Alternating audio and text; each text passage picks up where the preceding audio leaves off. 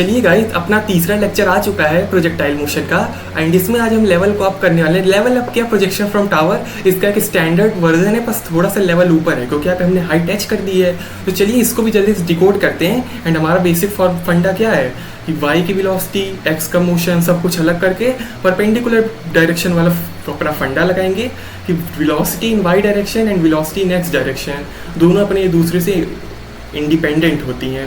तो चलिए दोनों इक्वेशन को आज फिर से लिखते हैं, एक्स का अलग, वाई का अलग, और समझते हैं प्रोजेक्शन फ्रॉम टावर का case. So without any delay चलिए स्टार्ट करते हैं।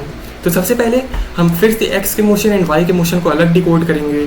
एंड जो हमें जिस चीज़ की सबसे पहले ज़रूरत पड़ने वाली है कि हम यहाँ पे बेसिक अपने डिनोट कर देते हैं। जैसे कि यहाँ से प्रोजेक्टाइल यहाँ पे कुछ जाएगा ऐसे पाथ पे, अब नीचे गिरेगा तो ऐसे ही जाएगा। तो ये इस दूरी को हम एक्स ले रहे हैं। एंड बाकी जो अपने नीचे जो गिरा है ये तो एच है ही, तो अपना एक्स इसे ले रहे हैं। एंड बाकी अब चलिए डिनोट करते हैं। तो सबसे पहले आप देख सकते हो एक्स के डायरेक्शन की, एक्स के मोशन की बात करते हैं। तो सबसे पहले initial velocity in x direction कितनी है, तो initial velocity in x direction कितनी है, यू। यहाँ पे तो आप देख सकते हो केवल इसी डायरेक्शन में यू वेलोसिटी है, तो यहाँ पे लिख देते हैं यू। एंड इसके बाद एक्स में एक्सेलरेशन कितना है, तो यहाँ पे आप देख सकते हो एक्स में तो कोई अपना एक्सेलरेशन काम कर नहीं रहा है, तो यहाँ पे 0। अब चलिए जो हमारे पास जो सबसे बेसिक टर्म थे, एक्सेलरेशन एंड वेलोसिटी आ गई। अब फटाफट अपनी इक्वेशंस लिखते हैं। सबसे पहले equation v x is equals to you x plus a t. V x मतलब किसी टाइम पे, मतलब कहीं पे भी आपको वेलोसिटी निकालनी है तो यही हमें फाइंड करना है। So v x is equals to you x अपनी इनिशियल वेलोसिटी, तो एक्स में कितनी है, यू है, क्योंकि हमने डायरेक्ट एक्स में ही फेंका है। देखिए यहाँ पे कोई कंपोनेंट भी नहीं हो रहा है, वेलोसिटी आपकी सीधे एक्स में है, जैसा कि आप देख सकते हो। यहाँ पे मैंने कोई एंगल थीटा नहीं बनाया है, ये नहीं किया है मैंने, डायरेक्ट वेलोसिटी किधर डाली है, एक्स में पूरी वेलोसिटी डाल दी है। तो यहाँ पे यू हो जाएगा सीधा, और ए की वैल्यू जो 0 है तो ये टर्म कैंसिल, मतलब V x is equals to U आ गया। अब चलिए दूसरा फॉर्मूला अपना निकाल लेते हैं। दूसरा निकालने के लिए अब यहाँ पे हमारे पास होना चाहिए एस एक्स, जिसको हम एक्स से डिनोट कर रहे हैं। मतलब एक्स में जो भी कि हमारी बेसिकली रेंज है, यही तो हमारी रेंज होगी। Horizontal displacement in x direction is called range. तो ये कितनी आएगी, तो s x is equals to हो जाएगा u x into time of flight, क्योंकि पूरा जो हम यहाँ पे टाइम लेंगे तो जो पूरा मोशन का टाइम लेंगे वही लेंगे ना। अगर आपका मोशन जहाँ से स्टार्ट हो रहा है, यहाँ से स्टार्ट हो रहा है एंड यहाँ पे कहीं ओवर हो रहा है जहाँ पे मैं आपको डिनोट कर रहा हूँ, तो ये तो पूरा ही आपका मोशन का टाइम है। तो पूरे मोशन को करने में कितना टाइम लगता है, टाइम ऑफ फ्लाइट लगता है। तो यहाँ पे हम सिंपली टाइम ऑफ फ्लाइट को पुट करेंगे प्लस हाफ इंटू ए एक्स टी स्क्वायर। तो यहाँ पे आप फिर से देख सकते हो कि फिर से हमारा ए एक्स का तो कोई काम है नहीं, तो यहाँ पे फिर से हमारी वेलोसिटी कैंसिल हो जाएगी। तो हमारे पास जो रेंज आई बेसिकली जिसे हम एक्स से डिनोट कर रहे हैं, या फिर आप आर भी लगा सकते हो जैसे आपकी मर्जी। तो यू एक्स में तो वेलोसिटी यू थी and into time of flight, तो आप देख सकते हो रेंज अपनी आ गई यू इंटू टी। अब भैया टाइम ऑफ फ्लाइट क्या है, तो अभी हम उसको कैलकुलेट करते हैं। कैसे करेंगे मैं आपको हिंट दूंगा भी आगे, आप पॉज करके उसे कैलकुलेट करिएगा। तब तक के लिए आप इतना जान लीजिए कि रेंज जो आ गई अपनी यू इंटू टी आ गई। अब मुझे नहीं लगता गाइस कि मुझे तीसरा फॉर्मूला लगाना चाहिए, क्योंकि वहाँ पे सिंपली क्या होता है, V x square is equals to you x square plus 2ax and A तो अपना 0 ही है। तो सिंपली क्या आ जाएगा, v x square is equals to you x square, and फिर से हमारे पास यही वाली रिलेशन आ जाएगी जो कि हमारे पास पहले से मौजूद है। तो उसे लगाने का कोई फ़ायदा है नहीं अंटिल हमारे पास कुछ निकालने को होता। जैसे कि हमारे पास कुछ, हम वहाँ से एक्स निकाल सकते थे, लेकिन किसने हमारा खेल चौपट कर दिया, एक्सेलरेशन ने। एक्सेलरेशन 0 हो गई तो कही कि चलो बेटा एक्स तुम भी 0 हो जाओ, तुम्हारा भी कोई काम नहीं है। तो हमारा उससे कोई फ़ायदा नहीं निकला। हाँ, जो अपना वाई डायरेक्शन का मोशन होगा वहाँ देखते हैं क्या पता कुछ काम आ जाए, लेकिन एक्स में तो वो तीसरे फॉर्म में कोई यूज़ नहीं है। अब चलिए वाई में निकाल के देखते हैं। तो गाइस वाई में निकालने के लिए सबसे पहले तो देखिए इधर वाई में कोई वेलोसिटी है जहां मैं आपको डिनोट कर रहा हूँ। वाई में वेलोसिटी कितनी है, u y is equals to 0, मतलब वाई में इनिशियल वेलोसिटी 0 है। एक्सेलरेशन कितना है, तो नीचे की तरफ -g। चलिए दोनों बेसिक टर्म्स आ गई। अब तुरंत अपना इक्वेशन लगाते हैं और फाइंड करते हैं। सो यहाँ पे आप जैसा कि देख सकते हो हम अपना तुरंत निकाल लेते हैं। So v y is equals to you y minus g t. तो यहाँ पे वी वाई की वैल्यू क्या आ जाएगी, v y is equals to minus ji into t. And अगर आपको वेलोसिटी है तो यहाँ पे नेगेटिव साइन ये बता रहा है कि वो नीचे की तरफ जा रही है, नीचे की तरफ जा रही है तभी तो नेगेटिव साइन है, अगर ऊपर जाती तो पॉजिटिव साइन, क्योंकि डायरेक्शन को ही डिनोट करता है। So v y is equals to minus g t. तो यहाँ से आप क्या कंक्लूजन निकाल सकते हो?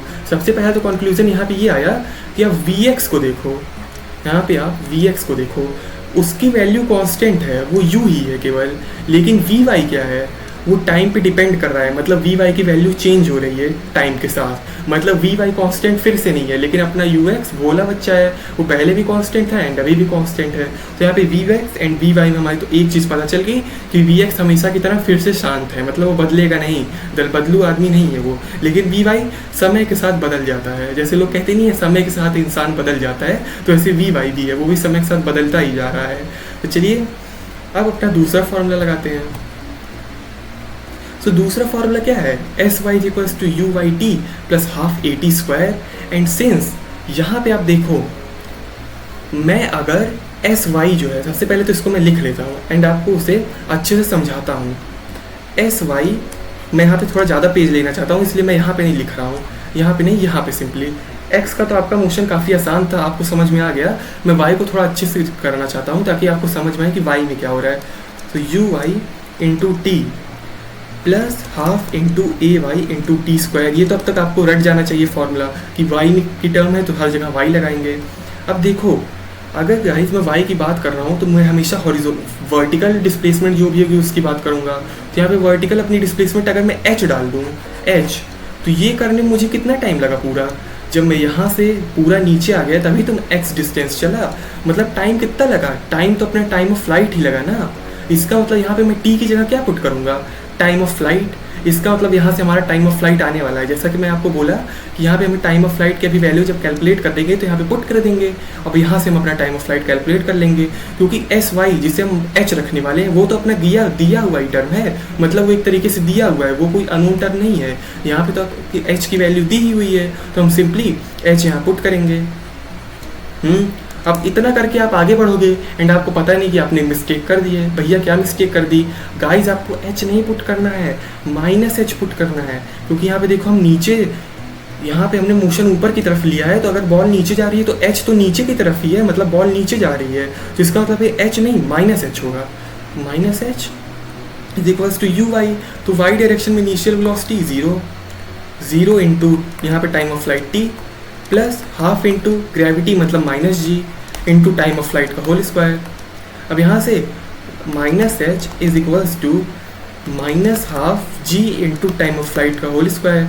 एंड यहाँ से टाइम ऑफ फ्लाइट अपना आ जाएगा, अगर मैं 2 को उधर भेज दूँ जी नीचे, तो √2h अपॉन जी, मतलब अपना टाइम ऑफ फ्लाइट क्या हो गया, √2h अपॉन जी आ गया। तो यहाँ से देखिए हमने टाइम ऑफ फ्लाइट को कैलकुलेट कर लिया कि टाइम ऑफ फ्लाइट की वैल्यू कितनी आई, जितने ऊपर से आप टावर से फेंकोगे उसका रूट में 2 से मल्टीप्लाई करना है एंड नीचे ग्रेविटी से आपको डिवाइड दे देना है, जैसा कि आप देख सकते हो। तो टाइम ऑफ फ्लाइट हमने कैलकुलेट कर लिया और कितना आसानी से कैलकुलेट कर लिया। तो अब यहाँ पे टाइम ऑफ फ्लाइट तो कैलकुलेट कर लिया, लेकिन ऊपर जो हमने रेंज कैलकुलेट की थी अब उसको भी तो अच्छे से हमें लिखना है। तो यहाँ पे अब सिंपली रेंज में भी हम इसे पुट कर देंगे। तो X is equals to U into √2h upon G. तो यहाँ पे अपनी रेंज भी आ गई जिसको हम x से डिनोट कर रहे हैं। तो बस देखिए कितना आसानी से हमने इसको सॉल्व कर लिया। अब आपके मन में आया होगा कि भैया आपने टाइम निकाला, रेंज निकाला, लेकिन आपने मैक्सिमम हाइट क्यों नहीं निकाली? तो भैया यहाँ पे मैक्सिमम हाइट निकालनी नहीं है, क्योंकि आप देखो पार्टिकल तो हमेशा नीचे ही जा रहा है, मतलब जहाँ पे ये बैठा था h वही उसकी मैक्सिमम हाइट थी, वहाँ से तो उसके बाद वो नीचे ही जा रहा, और मिनिमम कितना नीचे गया जब वो 0 पहुँच गया, क्योंकि वो 0 हो गया, उसके कोऑर्डिनेट लास्ट में क्या हो गए, कुछ x, 0 हो गए, y में तो वो 0 ही हो गया। तो कितना आसानी से मैंने कैलकुलेट कर लिया, तो आप देख सकते हो। तो ऐसे आपको इक्वेशंस लगा के सारी चीज़ें कैलकुलेट कर लेनी है। तो अपना रेंज आ गया बेसिकली, जो कि है x is equals to U into √2h upon G, and time of flight आ गया जो कि है √2h अपॉन जी। अब अपनी जो फाइनल बात है, जो अपनी मेन बात है, वो है फाइनल वेलोसिटी निकालने की। तो यहाँ पे मैं एक रफ फिगर बना दे रहा हूँ और आपको समझा रहा हूँ मैं बोलना क्या चाहता हूँ। सो ये अपनी हाइट h थी, ओके गाइस, एंड यहाँ पे अपनी जो रेंज थी वो x थी। पार्टिकल अपना v वेलोसिटी से यहाँ से स्टार्ट किया एंड यहाँ पे कहीं वो ऐसे टकराएगा। अब मैं आपसे पूछूं, टकराने से जस्ट थोड़ा सा ऊपर, मतलब वहाँ पे तो कुछ वेलोसिटी हो गई, जब टकराएगा तो वेलोसिटी 0 हो जाएगी या फिर थोड़ी बहुत घटेगी, लेकिन वो पूछ रहा है टकराने से जस्ट थोड़ा सा ऊपर, यहाँ कहीं, जिसे मैं डिनोट कर रहा हूँ, यहाँ कहीं वेलोसिटी फाइनल कितनी होगी, मतलब टकराने से जस्ट थोड़ा ऊपर, तो ये कितनी होगी? तो चलिए सबसे पहले इसके फिर कंपोनेंट बनाते हैं। तो y डायरेक्शन में तो आपकी वेलोसिटी कितनी आ जाएगी, v ही रहेगी हमेशा y डायरेक्शन में, क्योंकि मैंने आपको बताया सॉरी एक्स डायरेक्शन में, ये अपनी एक्स है ना, देखिए एक्स डायरेक्शन में अपनी वेलोसिटी कितनी है, हमेशा v है, जैसा कि आप देख सकते हो चेंज कर ही नहीं रही एक्स डायरेक्शन में, u है तो u ही है, तो यहाँ पे हमने v लिया है तो कितनी रहेगी x में, v ही रहेगी।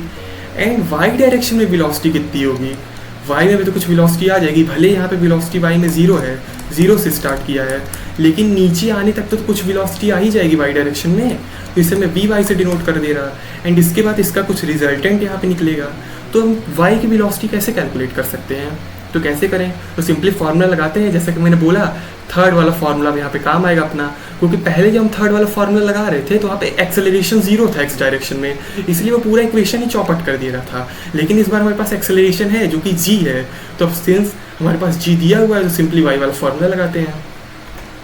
सो vy square is equals to uy square plus 2gh।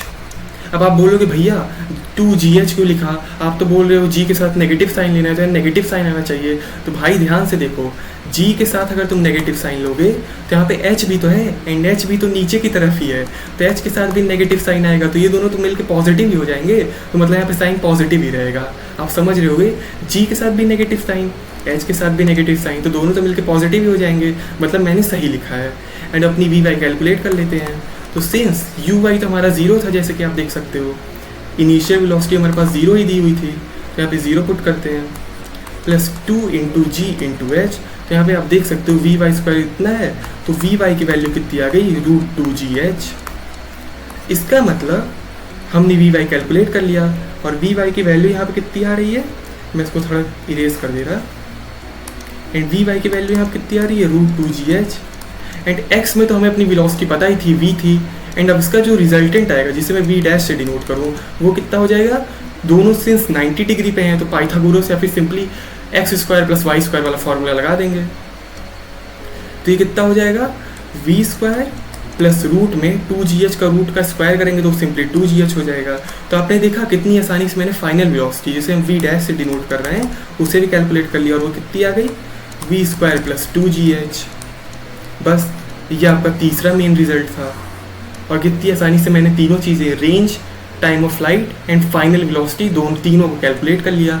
अब आपको क्या करना है, आपको खुद से इन तीनों चीज़ों को बैठ के कॉपी पे ड्रॉ करना है एंड फिर से खुद से डिराइव करना है।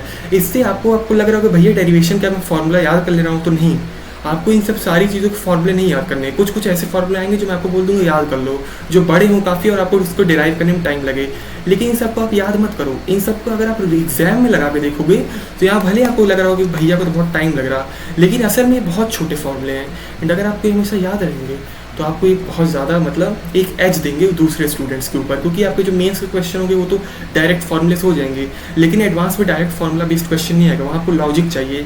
एंड यहाँ पे हम डेराइव कर रहे हैं तो लॉजिक ही तो लगा रहे हैं, क्योंकि डेरिवेशन में लॉजिक लगना है। डेराइव क्यों कर रहे हैं, ताकि हम बाद में रट पाएँ, तो जिस चीज़ के हमें रटना तो डेरिवेशन से ही हमारा इन्वेंट हुआ है, इसका मतलब यहाँ पे लॉजिक लग रहा है, तो आपको इसे लॉजिक के साथ सॉल्व करना है फिर से, एंड अपने आंसर्स को मैच करना है कि time of flight, range and final velocity तीनों मैंने सही निकाली है, एंड नहीं निकाली है तो गलती कहाँ हुई है तो आपको वीडियो दोबारा देखना है।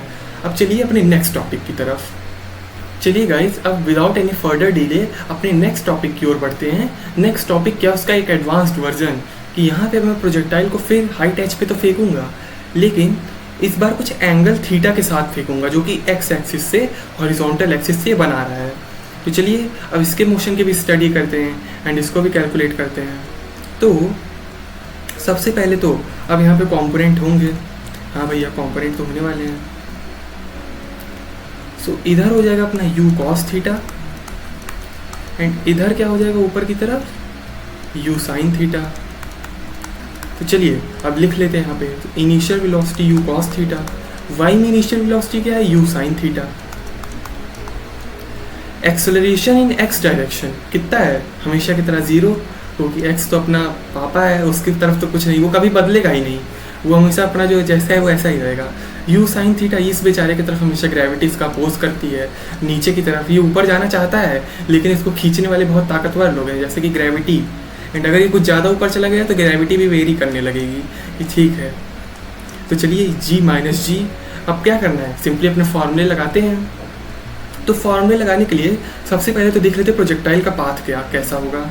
तो हमेशा की तरह जैसे हमें पता है प्रोजेक्टाइल का पाथ तो पैराबोलिक होगा, लेकिन एक बार ड्रॉ कर लेते हैं ताकि हमें और अच्छे से समझ आए। तो ये कुछ ऐसे जाके यहाँ कहीं गिरेगा, यहाँ पे गिरने से जस्ट थोड़ा ऊपर, मैं अभी से ही सारी टर्म लिख देता हूँ ताकि हमें और थोड़ी क्लैरिटी रहे।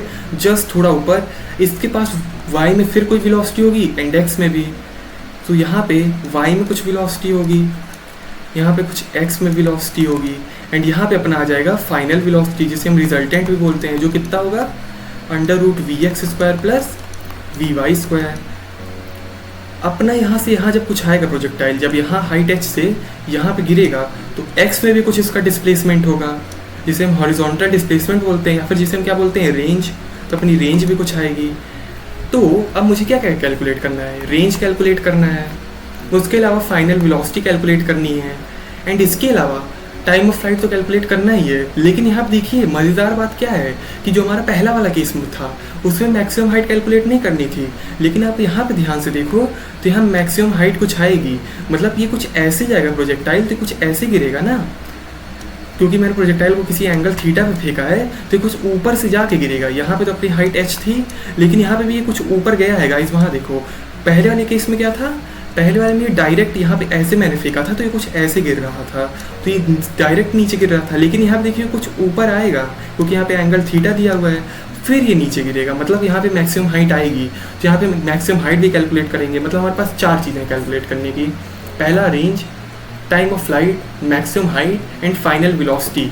तो चलिए बिना टाइम वेस्ट किए चारों को कैलकुलेट करते हैं। तो इन सबको सबसे पहले हम क्लियर कर लेते हैं, उसके बाद अपने अप्रोच समझते हैं कि करना क्या है। तो सबसे पहले मुझे दिया क्या है, सबसे पहले आप ये देखिए मेरे पास क्या क्या चीज़ें हैं। x एंड y का पूरा इक्वेशन दिया मैं लगा सकता हूँ क्योंकि मुझे x एंड y में एक्सेलरेशन एंड वेलोसिटी पता चल गई है। बाकी मुझे हाइट h दी है, बस अब इससे मैं क्या पता कर सकता हूँ, यहाँ से मैं टाइम ऑफ फ्लाइट आसानी से निकाल सकता हूँ। कैसे भैया आप आसानी से निकाल सकते हो, जब ये प्रोजेक्टाइल यहाँ से नीचे आएगा तो ये कितनी डिस्टेंस ट्रैवल करेगा, कितनी डिस्प्लेसमेंट y डायरेक्शन में। भैया h गलत, h नहीं -h, क्योंकि जब प्रोजेक्टाइल नीचे आ रहा है तो उसकी इनिशियल पोजीशन कितनी थी h, और फिर वो कितना नीचे आया, h नीचे आया तभी तो यहाँ ग्राउंड पे पहुँचा, मतलब उसने कितनी डिस्टेंस ट्रैवल की h, लेकिन नीचे की तरफ ट्रैवल की है, इसका मतलब नेगेटिव h लगाना है। तो मैं कौन सा फॉर्मूला y डायरेक्शन में अप्लाई करने वाला हूँ, sy = uyt + ½ ayt²। चलिए कैलकुलेट करते हैं, sy = uyt + ½ ayt²। अब देखिए sy की जगह तो मैं -h पुट कर दूँ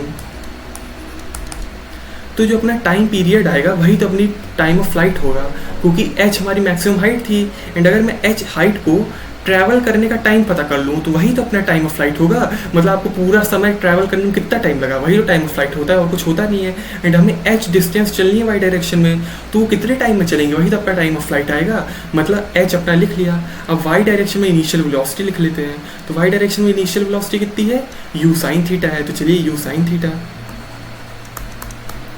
इनटू हमें निकालना क्या है, टाइम ऑफ फ्लाइट, और टाइम ऑफ फ्लाइट को यहाँ पे अलग कलर से डिनोट कर दे रहे हैं फिर से, प्लस ½ ay, अपना वेलोसिटी जो y डायरेक्शन है उसका जानी दुश्मन -g इनटू टाइम पीरियड का स्क्वायर जो कि अपना टाइम ऑफ फ्लाइट है। अब सिंपली यहाँ पर आप इसको कैलकुलेट कर लीजिए, कैलकुलेट कर लेते हैं। तो अपनी एक क्वाड्रेटिक बन रही है, जैसे कि आप देख सकते हो, -h = u sin theta -½ gt²। Okay guys, सबको एक तरफ लाते हैं, तो ½ gt² = -u sin theta into t। देखिए यहाँ पे t मैंने नहीं लिखा, भूल गया था, t इंटू t -h। अब चलिए इसको थोड़ा और सुंदर बना देते हैं, इक्वेशन में 2 से मल्टीप्लाई कर दे रहे हैं अपन, तो क्या हो जाएगा, gt² -2u sin theta t -2h = 0। अब आप ध्यान से देखो, t के टर्म्स में ये क्वाड्रेटिक नहीं है, एंड बाकी इस क्वाड्रेटिक को अगर मैं सॉल्व करूँगा तो उसके जो दोनों रूट्स आएंगे वही तो अपनी टाइम की वैल्यू देगी। अब टाइम का वैल्यू जो दोनों रूट्स देगा उसे कैलकुलेट कर लेते हैं। तो t की वैल्यू मैं श्रीधराचार्य फॉर्मूला लगा रहा हूँ, 2u sin थीटा ए क्या होता है Shridharacharya formula, minus b plus minus under root 2u sine theta का होल स्क्वायर, मतलब 4u square sine square theta plus 2g है प्लस माइनस 4abc। तो 4ac कैसे लिखेंगे यहाँ पे, अपने b c की वैल्यू तो ये है एंड a की वैल्यू ये है, तो लगा देते हैं। तो 4 टू 8 hg अपॉन क्या हो जाएगा सिंपली नीचे 2a, तो 2a कितना है 2g।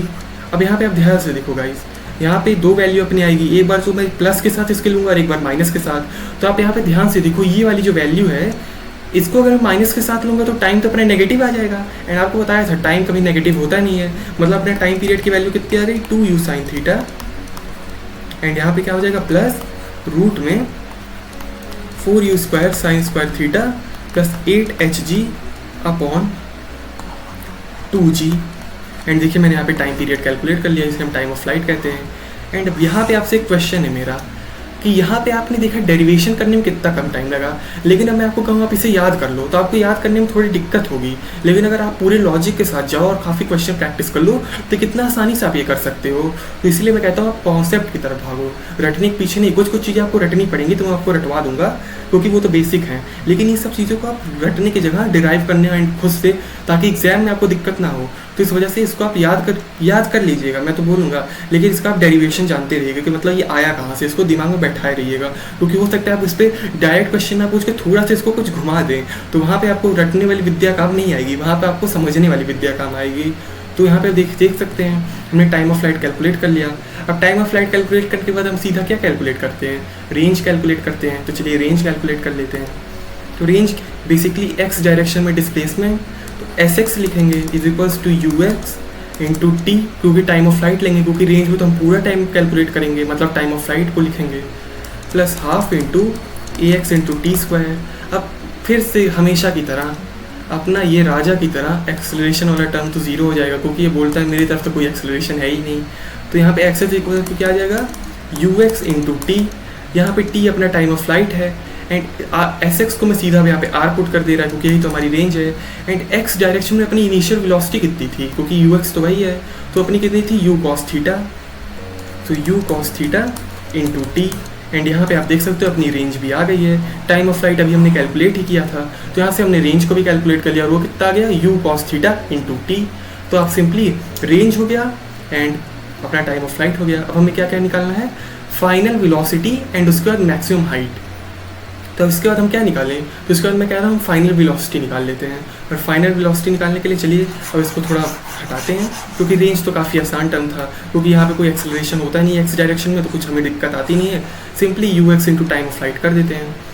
अब देखिए फाइनल वेलोसिटी निकालने में थोड़ा मज़ा आने वाला है, क्योंकि आप देख सकते हो यहाँ पे हमारे पास गिरने से जस्ट थोड़ा सा ऊपर वी एक्स में कुछ वेलोसिटी होगी एंड वी वाई में होगी, एंड इन दोनों का अगर मैं फाइनल वेलोसिटी निकाल लूँ तो under root v x square plus v y square होता है। तो चलिए निकालते हैं। तो वी एक्स देखिए क्या होगा, बराबर you x plus a T, और हमेशा कितना ए एक्स डायरेक्शन में डिस्प्लेसमेंट एक्सेलरेशन जीरो, तो वी एक्स बराबर you x, and you x कितना है अपने पास यू कॉस थीटा है, जैसे कि आप देख सकते हो यहाँ पे यू एक्स तो अपना यू कॉस थीटा है। सो अपनी वी एक्स की वैल्यू आ गई, एंड मैं डायरेक्ट भी बोल सकता था कि गाइज यहाँ पे देखो एक्स डायरेक्शन में तो वेलोसिटी चेंज हो नहीं रही है, मतलब वी एक्स बराबर यू कॉस थीटा, लेकिन फॉर्मूले से हमने देख भी लिया कि असल में इसको कैसे लगाएंगे। ठीक है, अब वी वाई को निकालना थोड़ा इंटरेस्टिंग होने वाला है। सो वी वाई निकालने के लिए मैं कोई ऐसा फॉर्मूला लेता हूँ जहाँ पे मुझे आसानी पड़े। अगर मैं कहूँ कि मैं पहला वाला फॉर्मूला लूँ v बराबर u प्लस ए टी, तो वहाँ पे देखिए टाइम पीरियड आ जा रहा है t, क्योंकि अगर मैं पूरे टाइम की बात कर रहा हूँ, क्योंकि मैं पूरे सफ़र की बात कर रहा हूँ, तो यहाँ पे पूरा टाइम लेंगे जिसे हम टाइम ऑफ फ्लाइट भी बोलते हैं। तो टाइम ऑफ फ्लाइट अभी हमने निकाला और वो काफ़ी गंदा सा कुछ आ रहा था, तो पहला तो लेंगे नहीं। दूसरे में भी हमें टाइम आ जा रहा है s is equals to you y t plus half a t square, तो दूसरे वाले को भी नेगलेक्ट करते हैं। हाँ, तीसरा वाला काफ़ी अच्छा है, क्योंकि वहाँ पे हमें वी वाई निकालना है, यू वाई भी काफ़ी अच्छा दिया हुआ है, एक्सेलरेशन भी वहाँ पे काफ़ी अच्छा है, एंड एच भी काफ़ी अच्छा है। तो चलिए वहाँ से निकाल लेते हैं। सो वी वाई का whole square is equals to you y square plus 2as। अब यहाँ पे वी वाई मुझे कैलकुलेट करना है, initial velocity in Y direction U sine theta, U square sine square theta plus 2 into minus G नीचे की तरफ है, इंटू माइनस एच नीचे की तरफ है, तो यहाँ पे वी वाई का होल स्क्वायर आ गया you square sine square theta plus 2gh। Sorry, अब देखिए यहाँ पे वी वाई स्क्वायर मुझे पता चल गया एंड वी एक्स तो मुझे पता ही था, जो कि कितना था हमारे पास, वी एक्स कितना था हमारे पास, वी एक्स था हमारे पास यू कॉस थीटा। अरे इतना नॉर्मल सी बात है। और मेरे को फाइनल वेलोसिटी क्या मिलेगी, यहाँ पे देखिए फाइनल वेलोसिटी हमने क्या लिखा है, under root v x square plus v y square. तो यहाँ पे under root v y square तो अपना निकाला हुआ है, डायरेक्ट पुट कर दे रहे हैं, प्लस वी एक्स स्क्वायर, तो वी एक्स स्क्वायर मतलब इसका स्क्वायर हो जाएगा, तो plus you square cos square theta. अब गाइज यहाँ पे देखो, इसको मैं सबसे पहले जो हमने टाइम ऑफ फ्लाइट अभी निकाला था उसको मैं इरेज कर दे रहा हूँ। ओके, तो यहाँ पे वी फाइनल क्या हो जाएगा, मैं you square sine square theta and U square cos square theta को साथ में ले रहा हूँ,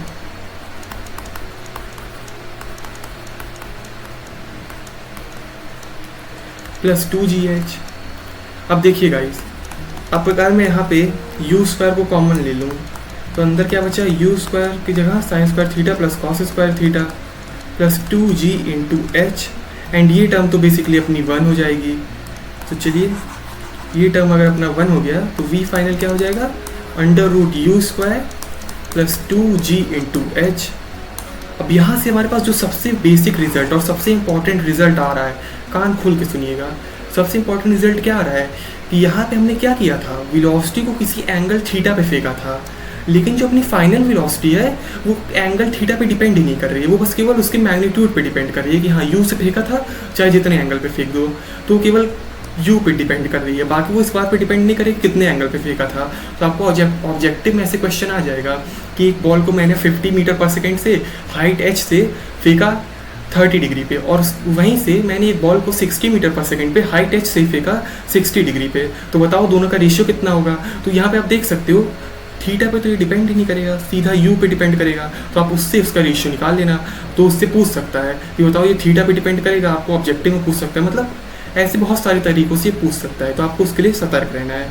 तो अब तक हमने क्या क्या निकाल लिया, time of flight, range and velocity final, and उसके बाद हम अपनी तीसरी जो कि सबसे इंटरेस्टिंग इसमें चीज़ होने वाली है, मैक्सिमम हाइट को कैलकुलेट करने वाले हैं। तो मैक्सिमम हाइट को कैलकुलेट करने से पहले इन सबको मैं थोड़ा इरेज कर देता हूँ और उसके बाद आपको कहानी बताता हूँ कि वहाँ हो क्या रहा है।